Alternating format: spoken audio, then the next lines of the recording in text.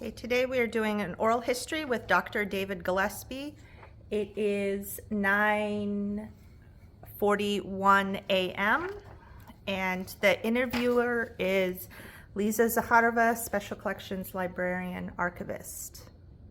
And we are in the Dr. David M. Gillespie Special Collections at Frostburg State University. So David, can you please introduce yourself? Yes. First I want to say I attended an event last night here in the library, which was a book signing by Tim Wheeler in honoring George A. Meyers, which is one of the strongest collections we have in the library. That was an excellent event, and I must congratulate Lisa and also the director. Everything was just wonderful. A little something about myself. Yes. I was born in Webster Springs, West Virginia.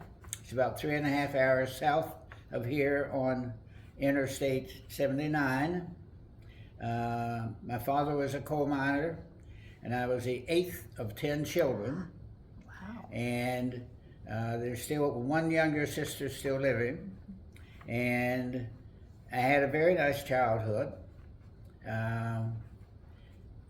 My grandfather had a big store in town, everything from just a country store, furniture. They had a meat department, had apartments up over top, and during the war years, all I need to say, I was born in 1938, and during the war years, we stayed in one of those apartments. My two older brothers are off to the war, and I was just a little fellow, and I would run around the courthouse.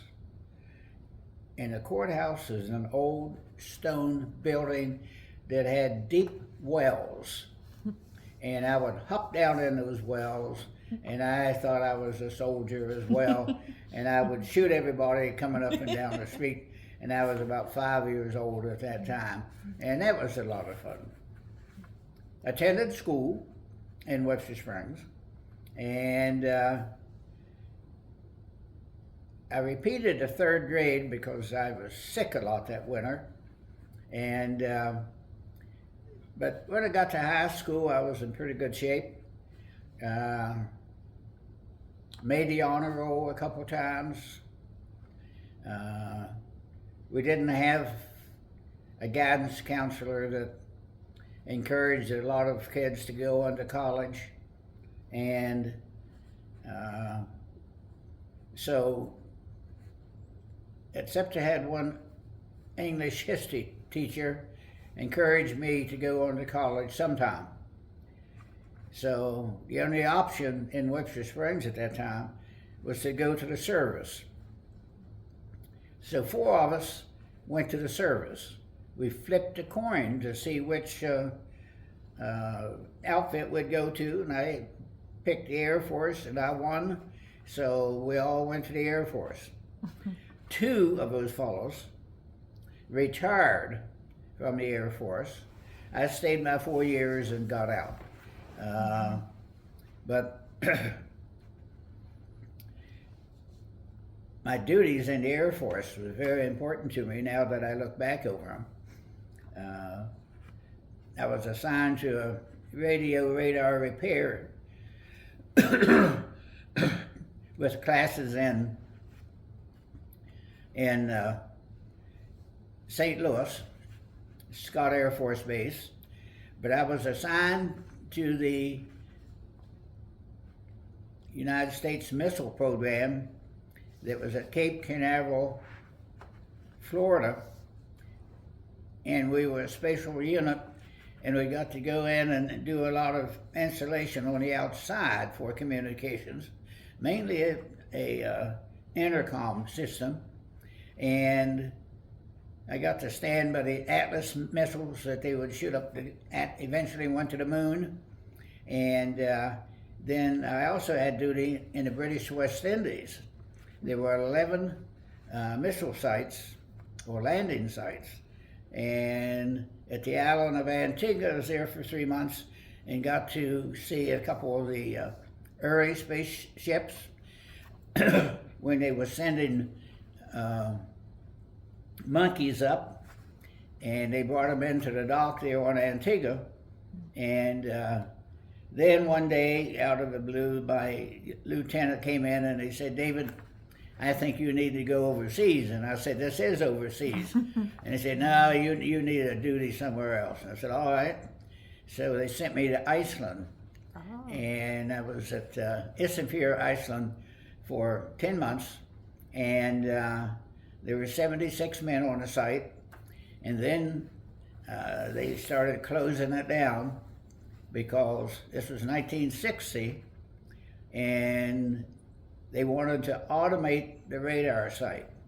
We were 1,400 feet up in a unit that was about a mile from the main site, and we could look down and throw rocks at birds is what we did up there. And they needed someone to fill in a gap to write the news for the only TV station in Iceland, and it belonged to the Air Force there. Actually, it belonged to the Navy. So I was transferred from there, and who knows why, to write the news. And I would record and tape news from BBC, Armed Forces Radio, and of all things, Voice of America.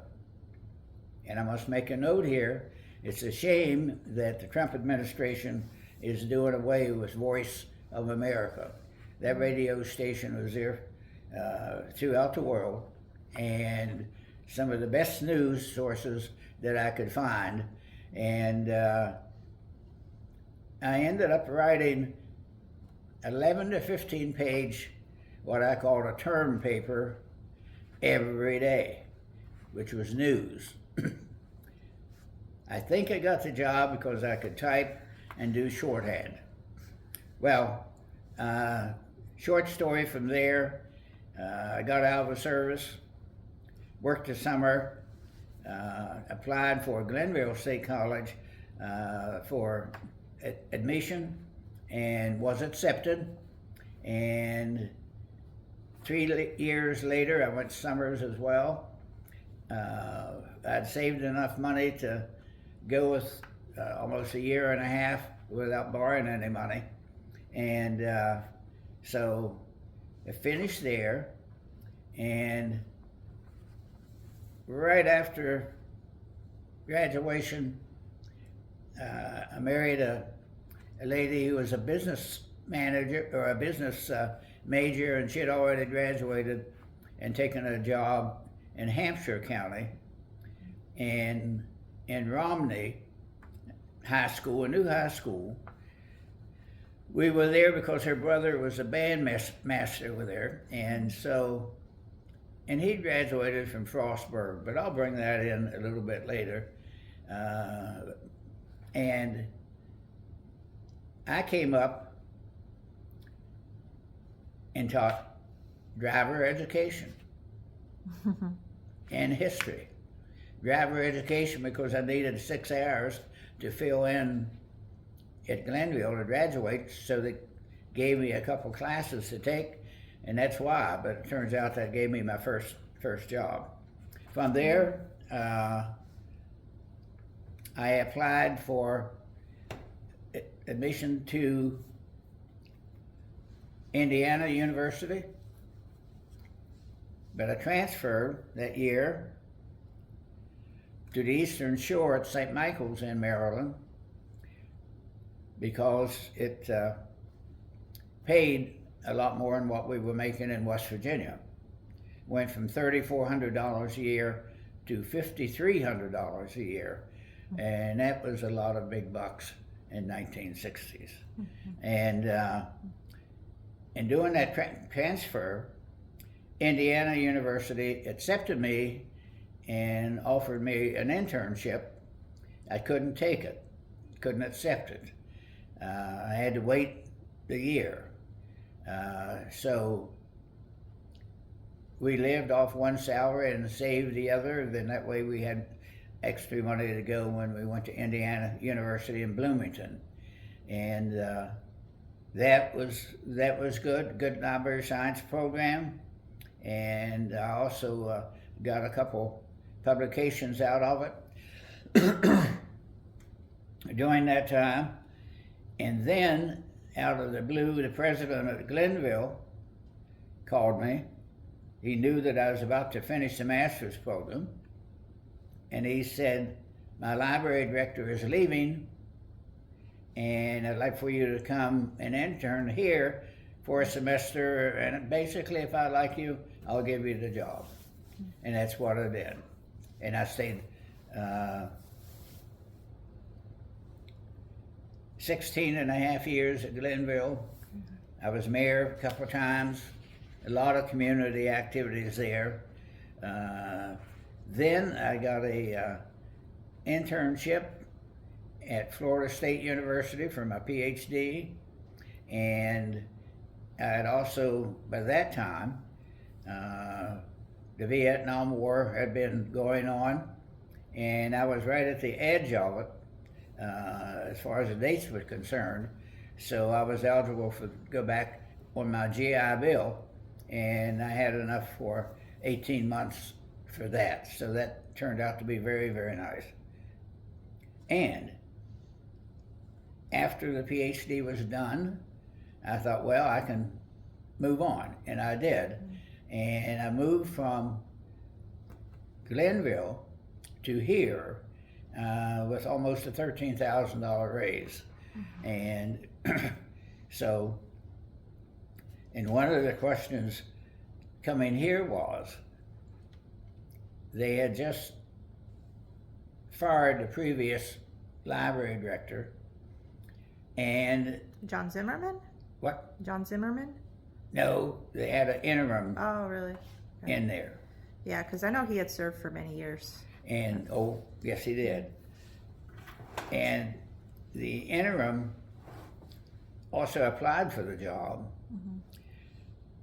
But the library committee was such, they ended up interviewing 13 different people for the job. Mm-hmm. I was the last one that they interviewed. Mm-hmm. And they didn't want me either. But the provost at that time, a man by the name of Dr. Cotton, who was just filling in, called me and he said, David, I want to tell you, the library committee didn't recommend you, but I like you, and I'm tired of dealing with the librarians in that building. So he said, I'm going to announce today if you accept the job. And I said, all right, I accept the job. And that's how I got here. And the staff's pretty upset that he made that decision. So I knew what I was coming into. And total at that time was 32 people on the staff. And then it has just started slowly going down for one reason or another. So there'd been a lot of internal struggles among the librarians themselves. One of the issues when I came was that we had to put a new security system in. They had one called tattle tape or something. It was a whole plate. Okay. So I put everybody to work, assigned them different sections to strip. And they thought that was demeaning on that. That's just a clerk's job. But when everyone had to do it, and assigning one support staff to one librarian, they would sit down and moan and groan and do their 2,000 strips at a time, then they wouldn't have to do it until next week. So Slowly, some of the staff turned around. 2 or 3 staff just decided to leave and didn't want to deal with me in the order, and that was fine. But the rest of them lived happily ever after with me. So they had to put security strips in the books. In the books. Okay. Yeah. Some of those security strips are still here. Yep. I'm glad to hear that. Okay. So how was, so when you arrived in 1984, how was the library here different from Glenville State College Library? And then how was FSU different from Glenville State? The big difference was a larger staff. I had 12 at Glenville, and then I jumped into 32 here. Yeah. And square footage, the library is about the same, about 100,000 square feet. So it was a very large library. Had a good media center attached as responsibility of the library. And it too was new, and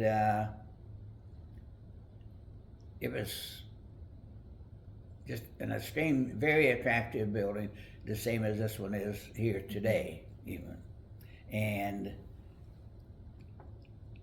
difference-wise, both libraries were just starting to automate. I was one of the very first in West Virginia to join with the public library, who had a good automation program. And we joined OCLC. Everybody was joining OCLC because that was going to be the master database for the world. And they hadn't started that here. So when I arrived, we made some arrangements to get started, and what really helped was we were able to jump out ahead of the other libraries. But I knew we needed a council of library directors in the state to communicate this, which we did. The first meeting was downstate at College Park, and I sent a cataloger down to represent me because I couldn't go at that very first meeting. And while he was there, they needed to appoint a director of this council of library directors, so he nominated me. I don't know because he thought I could do the job, or just give you another job, David. But I served in that for 3 years. And during that time, every one of the libraries got up, started automating, had a good council. But the big thing was we were able to get through the Board of Regents money to do it. And it was a super big project. But then out of that, we did some other cooperation with the libraries together, but it really didn't go the way it should have. In a sense, it's kind of like you have a big elephant in the room, which was College Park, and if College Park didn't want to do it, all the other libraries in the metropolitan area, they all went with College Park. No, we're not going to do this project, or we'll do that one. So, but I drove a lot of times from here to downstate for meetings, and they would come up here about once a year, one every other year, and but it was fine. That was a big contribution. I thought that we were making. Frostburg was recognized as one of the leaders in automating the collection. And there was a fellow named Laverne Pittman, who just did a wonderful job with it. Yeah, I recognize that name. He cataloged all of the Russian books in the Meyers collection because he spoke Russian. Yes. So, Okay. You served under President Nelson P. Guild early in your career here. What do you remember about him? Nelson Guild would be considered one of the old-time scholars who worked his way up to become a college president. Mm-hmm. Very much in control. He was certainly a leader.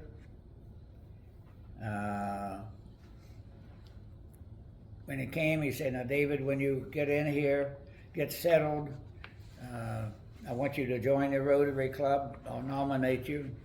Then there'll be some other community things you might want to do, but we need you in the Rotary Club," because he was a member. And I said, "Okay, that sounds good to me," because I had been in the Rotary Club and president at Glenville, so I joined this one here. But Nelson was always very, very nice, very supportive of me. Nelson understood what was going on in the library when I came, because he understood that it was just kind of a hornet's nest of personalities. Okay. And there's pretty much a lot of a difference. I will say they hated to see me leave Glenville because I was well respected there. Okay, thank you. You had mentioned you were one of the administrators who got along well with President Herb Reinhard. Can you talk about how it was like working for him? Well, I see on the cheat sheet here that you put President Herb Dot.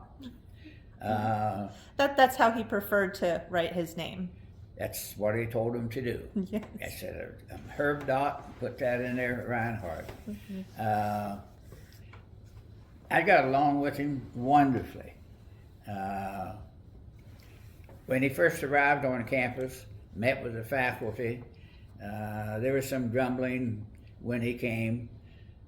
Always are with faculty. You can't get 100% of them on the same boat anyway. He said, "We need to move on, need to make some changes. We need to have a university status instead of a college." So he said, with that, I'm going to be reorganizing some of the departments. And he said, we're going to be moving. And he said, what I can say to you is, some of you aren't working enough. And he said, we're going to run. And if you're just walking, you pick up the gate, walk a little bit faster, and run with me. And if you're not walking, you're just sitting back and skipping, I'm not going to, well, he said, it's to your best interest to pick it up and work. And that was, that insulted an awful lot of people because they were laid back, and I'm a faculty member, and I determine what I'm going to do here or there or what. He never got involved in the academe of the university. He was strictly an administrator, nuts and bolts, everything from how the lawn was cut and buildings painted to what was going on in the image of a university. And one day he called me in and he said, David, he said, Cumberland is going to have and develop, and I think it should be, and I'm going to support it, kind of a summer theater. And he said, I want you to do the marketing and promotion of it. I had no idea what that job was. Didn't know. And he said, I'm going to give you $1,000 to offset your time because you're going to be spending a lot of time in the evenings. Well, we started working. I met with the committee, and he had already told them that I was going to do the marketing for the Cumberland Theater. And one of the biggest challenges that I had, and I'll just very shortly on this one, is the play handbill. I'd never seen one. I'd never been to a Broadway play. And so I had to produce that after selling ads, door to door selling ads. And there was a man by the name of Mort Peston who knew everyone in Cumberland for years. He had a big store there. He sold a lot of them for me, and I would just go to the business and get a layout as to what they want. And if you look at the first two, what I call handbills for the theater, it's copied because someone had one, but it's really an amateur type. My daughter Erica came and worked with me on it, and a couple of her friends, and we put it together. And I was on the promotion committee for the Cumberland Theater for about 4 or 5 years. And finally I got tired and asked him if I could step off. It was also about the time he was leaving. Mm-hmm. But Herb, he had a vision for what he wanted, and he got several people to come on with him, and I think there was a lot of good changes when he was here. Mm-hmm. But I can also say that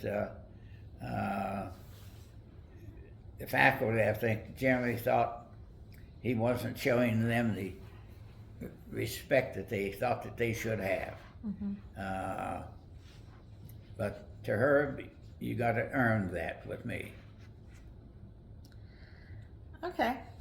We still corresponded after he left. We just clicked. Mm-hmm. One more thing I must mention. Yes. He said, I think you ought to chair something else, David. He said, we're going to do a medallion. Mm-hmm. And he said, I want you to arrange for the banquets for that.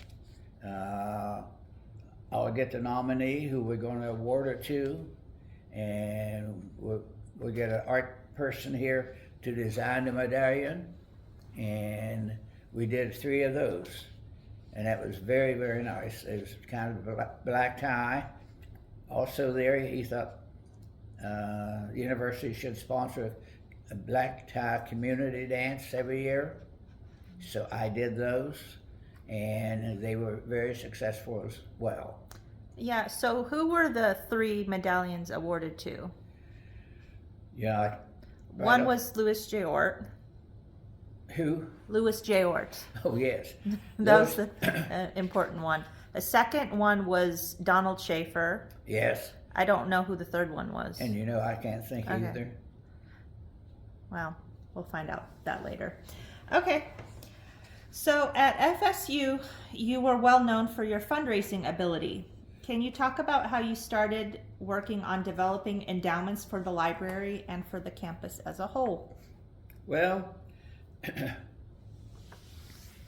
it came with her promoting me because I had visibility with the people in Cumberland that had money, that supported the theater, so already had a connection with many of those folks. And then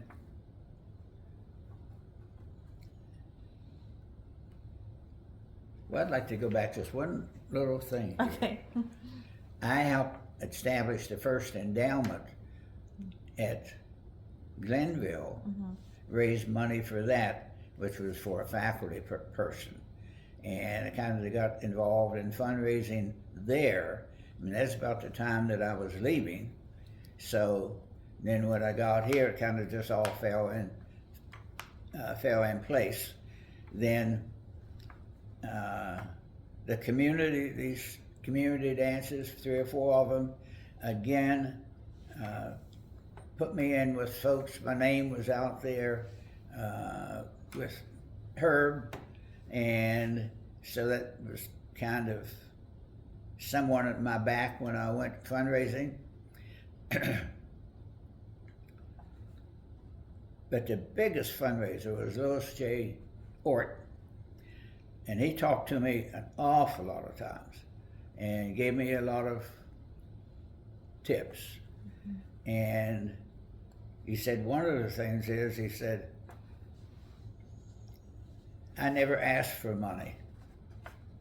And he said, don't you ask for money. You ask for advice.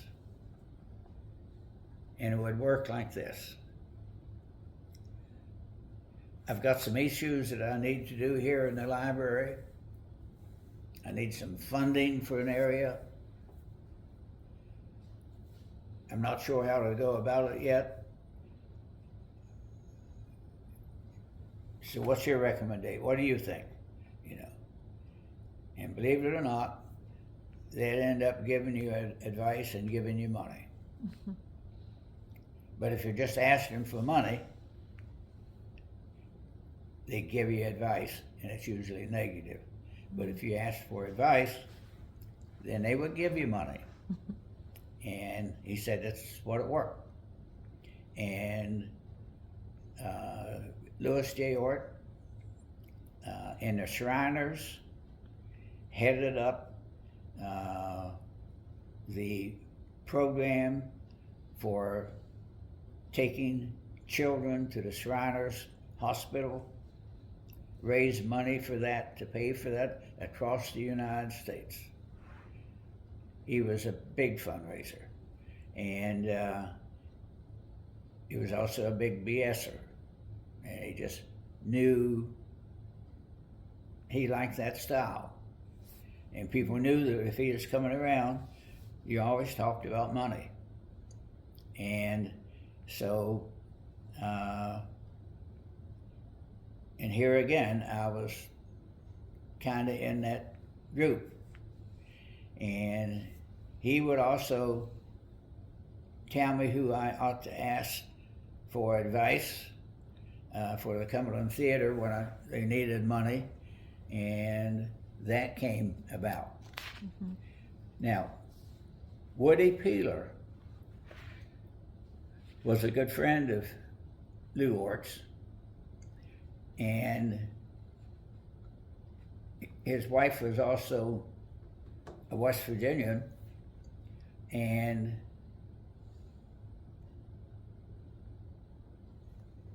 so Lou said, we need to work on Woody, so what do you think you could do for him on the campus up there? And I said, well, they're going to be building a fine arts center, but that's going to cost him $2 million. He said, well, he has $2 million. So he said, I'll kind of hint that up to him too. You mention that to Herb and see if we can get that moving. Mm-hmm. Well, sure enough, fell in line. He left the $2 million to the university. We named it. I chaired that dedication event for him, and later on down the line, a fellow named Jack Ayler, who was in the foundation, and I and another one of the folks up there drove down to his house in Florida because Woody collected silver, and we had a car load of silver, $93,000 worth of silver that he gave, but he couldn't get up here, and they sent us for it. So that was just another little fundraiser that went, I don't know, but it went into Louis J. Ort Fund, or Woody's fund. And the other thing on fundraising, that it worked out nice, people like to give money to where other people have already given money. It's a credibility thing. If they thought it was all right for Lou Ort to give $2 million, Woody Peeler gave $2 million, so some of these other folks could give as well. So it just fell in place. Mm-hmm. Then when I had names here in the library working this one, That's what you did. Great. How did you come to know George Meyers? Can you talk about the creation of the George A. Meyers Collection?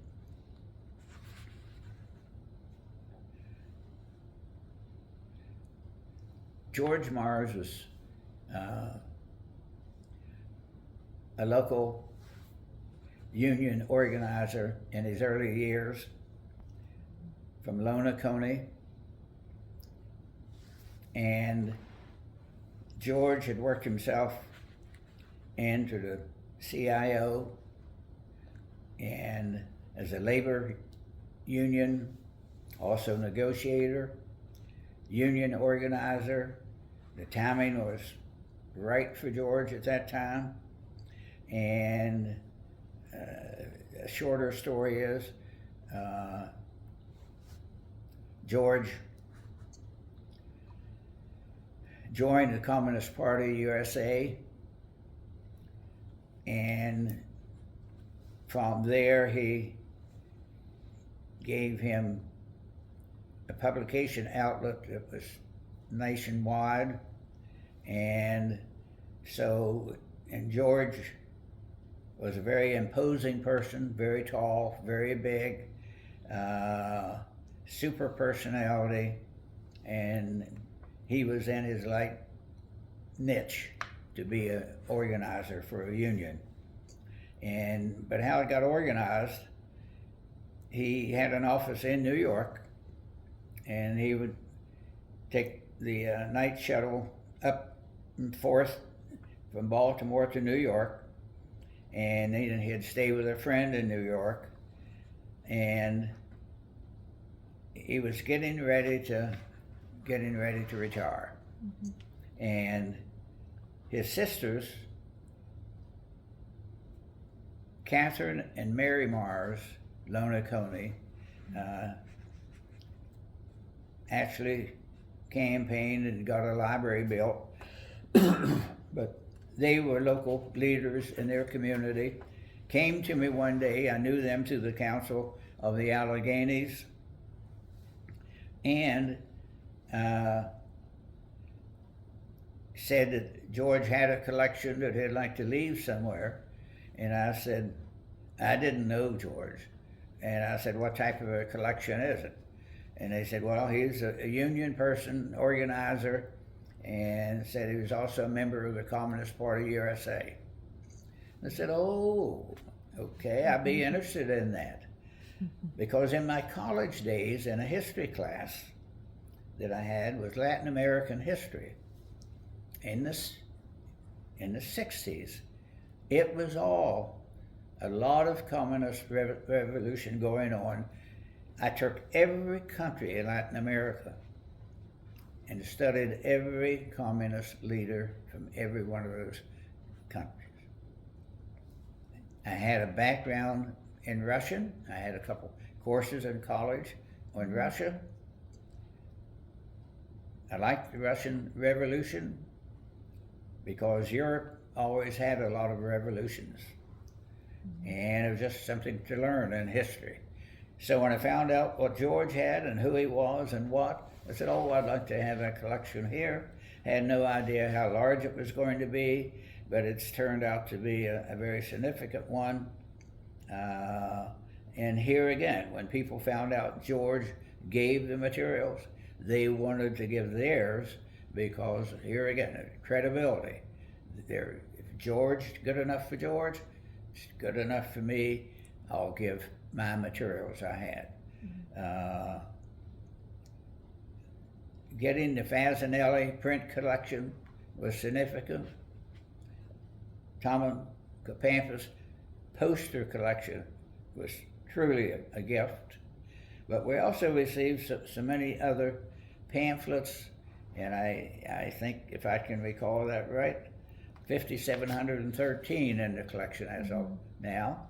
And those have been interlibrary loaned more than some of the 15,000 core books for the collection, because many universities have Marx's and Lenin and some of the histories, but they don't have the pamphlets. And the pamphlets covered the social movements in America, everything from voters' rights to women's rights, to any cause coming, civil rights, and of course promoting of the Communist Party. Okay, so can you talk about how the pamphlets, that's kind of a funny story, how the pamphlets got over here? Well, George started bringing books up. Every time he'd come back from New York in his car, he'd bring a couple boxes of books. And one day he said, "Would you be interested in any small pamphlets?" And I said, "Oh, yes, by all means. I'd like that," because I knew from my study in history that that was the main source of communications. And so he brought me a small box down, and I forget how many were in the box, but they were just some very, very nice. And I said, "Well, George, I really like these." And he said there's more up at the library there in New York. And every time George would go up, he would bring a box of them back. Now, I said, "George, you sure this is all right?" And they said, "Yes." He said, "Just don't you tell anyone," but he told me her name, but I don't know her name, but she had been kind of the office secretary up there for years and years. She would help George pack them in a box, put them, send them down, and so then the pamphlet just started to grow. Then another, got a Perlow collection that came. Just about every one of the people that gave materials all had 50 or 60 pamphlets that they had been handed to at rallies or at meetings, and so it just constantly added it up. And a lot of the duplicates went down to UMBC, to their library. So I wanted to ask when the collection began to take shape. Like when did you meet George Meyers? Well, after I told his sisters that yes, I'd like to meet George, and we would do that. I'd like to have his materials, and I just thought they were going to be like any other small private collection, maybe 100, 150 books or something, and I just had no idea the size that it turned out to be. But George came with his sisters and met me for the first time, and of course my father was a coal miner, and he came from a coal mining family, so we hit it, George and I hit it right off. I had been in the service, and he liked that. He had been in the service. So we had several things that we could connect with. So what year would that be? Was that around like 1997 or earlier? No, it's about 91. Oh, that early. Yes. And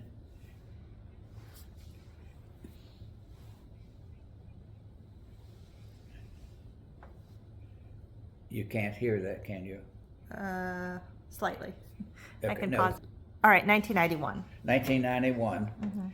And then it got to the point that I left them all in a basement until we could separate them out and search.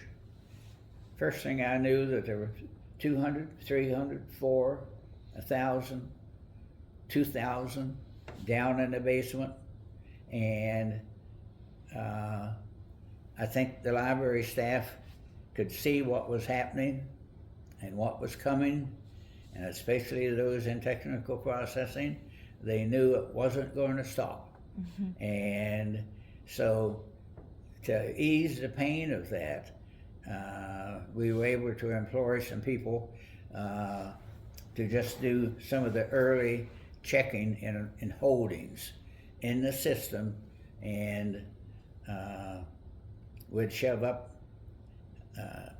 a cart at night into maybe the interlibrary loan office, and when they weren't busy, they would do the searching. So then it just picked up. So everybody knew that a lot of people had to do a lot of searching to determine duplicates. The library already had a pretty fair collection of what I call the standard core materials on some of these topics, but this just expanded it even more. And then when we got the Capampus collection from Huntington, about 6,000 titles on top of what else we already had. Then we got the Perlow collection. Nat Bruin and I went up to Connecticut to pick it up. It was quite significant, and I could also feel that the staff would like for me to have just stopped here sometime, because it just seemed like they were constantly coming. But then they could see the value of them. And for the pamphlet collection, I was quite concerned about them disappearing, because we had some early propaganda Nazi pamphlets. And we had just a lot of what I'd call revolutionary pamphlets. And so what we decided to do was put them, catalog them as an edition. 1, 2, 3, 4, 5, no matter what they went to. Instead of putting subjects, categories to whatever it was. Then let the cataloging file online. And they finally got that online. So that made that collection very, very worthwhile and useful, because you could search. Many libraries wouldn't do that. They just thought that was too much work for that little pamphlet. We didn't do that. Okay, thank you. Can you talk a little bit about the creation of the J. Glenn Beall Archives?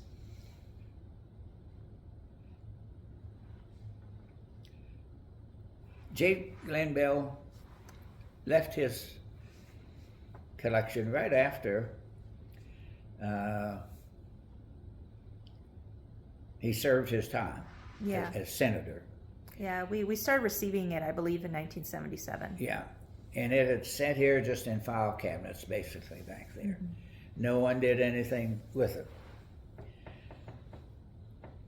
So doing all my fundraising, I got an opportunity to meet with the Bealls. Went to their house a couple times. We went to dinner together one time, and talked about other things that he had at the house that he was actually said is still using. So one day he came over, I went over, he had a kind of a separate building from his house. And he said, "David, let's go up and look at this." And my goodness, there was a lot of materials that needed to be taken care of. And he said, "Would you be interested in this?" And I said, "Yes." And then we'll have to do a separate, buy some cabinets and do some things and pay for the processing. And he said, "What do you think I should give?" Well, when that question come, that's when they wanted a dollar figure. So I said $100,000. He said, "All right." He said, "I can give you $50,000 now, and we can put it in the J. Glenn Beall endowment. You can use it out of it however you want. And I said, and then I also have to have, later on, we'll talk about, we can build a room at the end of what we already have. He had already been here to see what we did for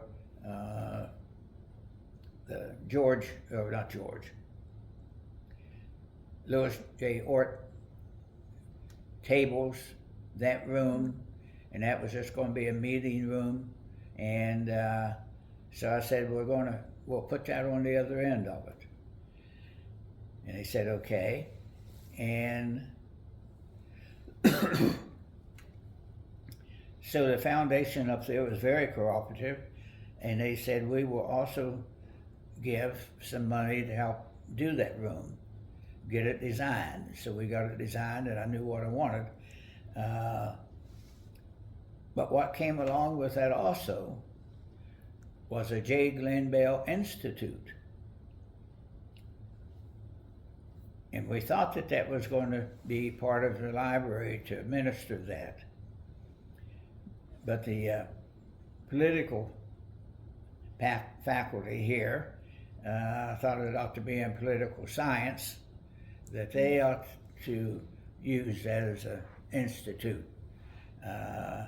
So they created a whole separate board for that under the foundation, which in years later, that was a good deal, because they kind of lost interest, and a couple of people they had was on the board, faculty, as Herb would say, weren't working, and so I don't know where it is today. But he also donated to that. Mm-hmm. And then after we got all those materials, his brother, who was a prosecutor for Spiro Agnew, said he'd like to put some of his papers here. Well, unfortunately, he lost a lot of the papers in a flood in his basement. And what we did get, not as much as I thought.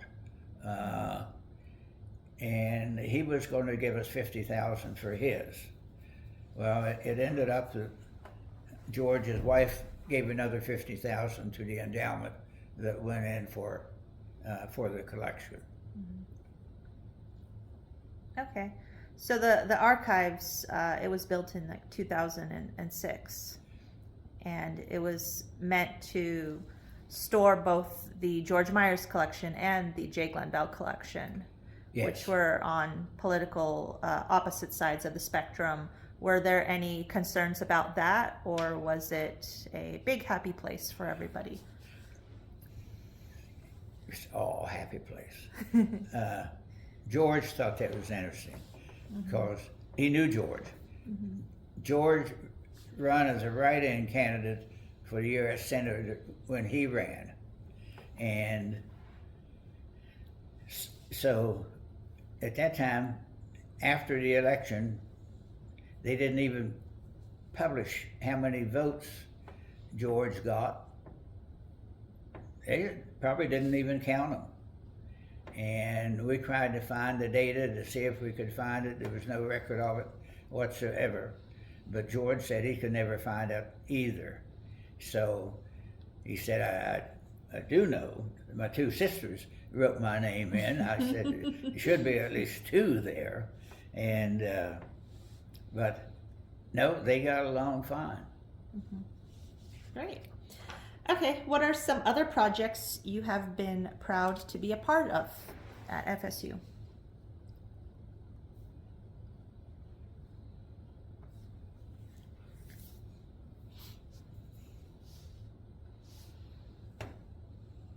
I worked with the foundation with Colleen Peterson her whole time that she was in here.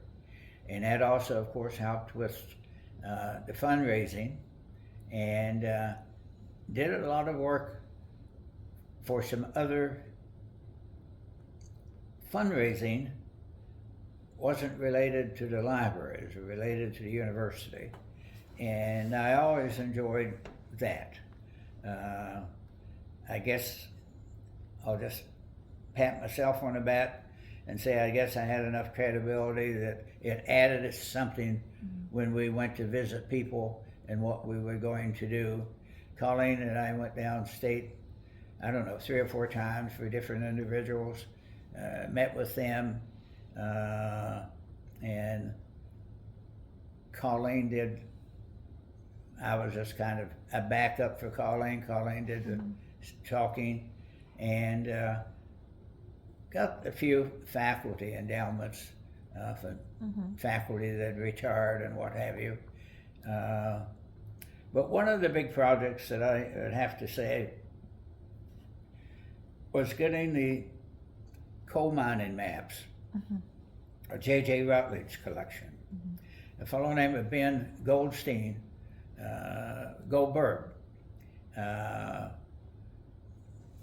his wife, who at that time was about 96 or 97, called and said, my father was J.J. Rutledge, used to be a mine superintendent, and when he left, he didn't leave under good terms, and he brought all these coal mining maps with him. It was really a state deposit. She said, we have them out in the barn out here. Would you be interested in them? And I said, very much so. So we went down. I think it was Laverne, and I took Mary Jo because I tried to include Mary Jo in some of the things. And sure enough, they'd been out in the barn. And we bought all coal mining maps. And it was Maryland, West Virginia, Colorado, Indiana. He had just maps from all over for his career. And the Federal Mining Depository is in Pittsburgh. And I visited that library and looked at their maps. And he said, generally speaking, what you got, we may have duplicates because the federal law required that they were to send coal mining maps up. Well, and he admitted, he said, they came from all over the country, copper mines, everything you can think of, and most of them are stacked in files, not necessarily organized. So I said, okay. Well, I decided that I thought the best thing for this would be put them on microfilm. So we got a company to do that. But we also found that the Bureau of Mines that was right across the way, when they found out that I got all these maps, it's kind of like a big stink. They thought they should have them. No question, they should have come to them. I said, no, they're not going to you. We'll work this together. And the bottom line on that was, we got money from them. We put up some money. We got this doctoral individual out of Pittsburgh to kind of do a printed history of it, what we have, and we have that book. And I tried to include staff members to get their name on the book. Lee was one, and Mary Jo, I think, want to make sure, and some of the others. But, and Virginia then did a index to it, so got her a publication out of it. But we did get money for doing that. And now, as a result of that connection, there was a man that was a consultant for coal mining companies.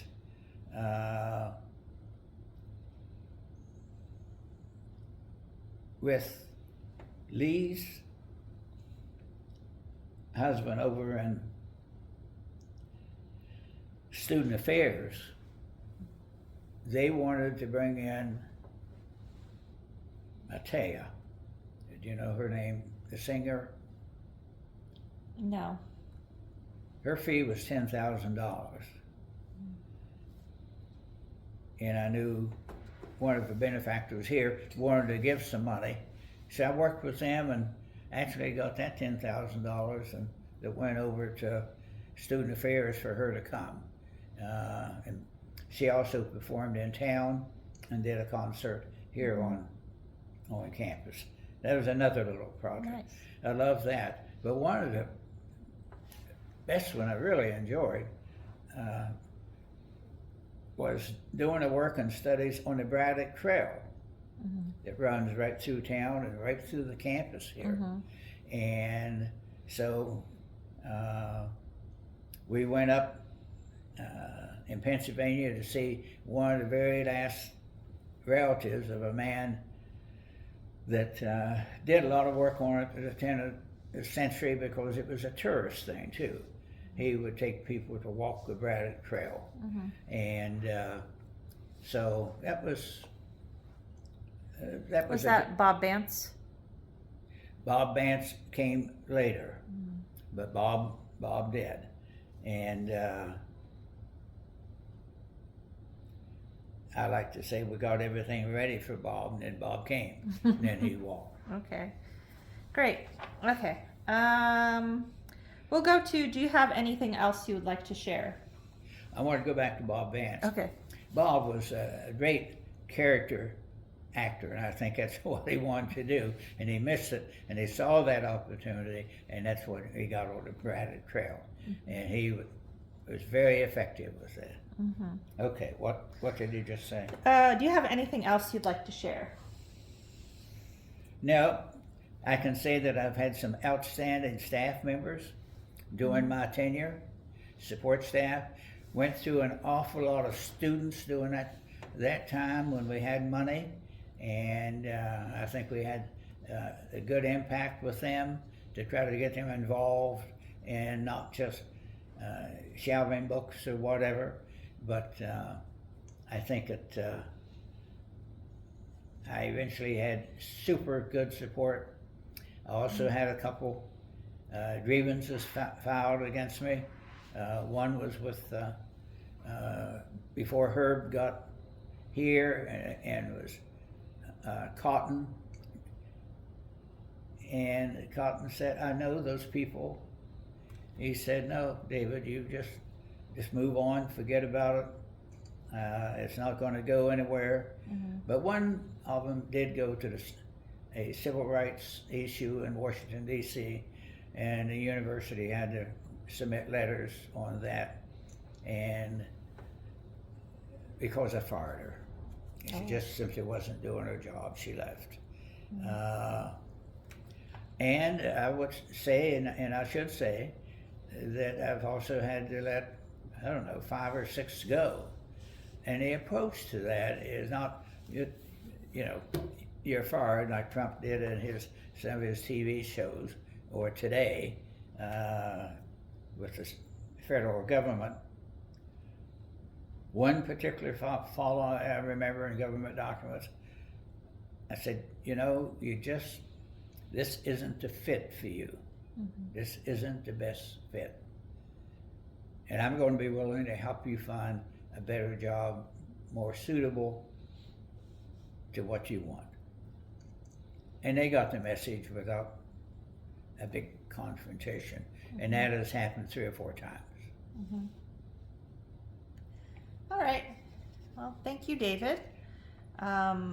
Forgot to mention earlier, but this recording was made on Thursday, April 10th, 2025. Thank you. Thank you.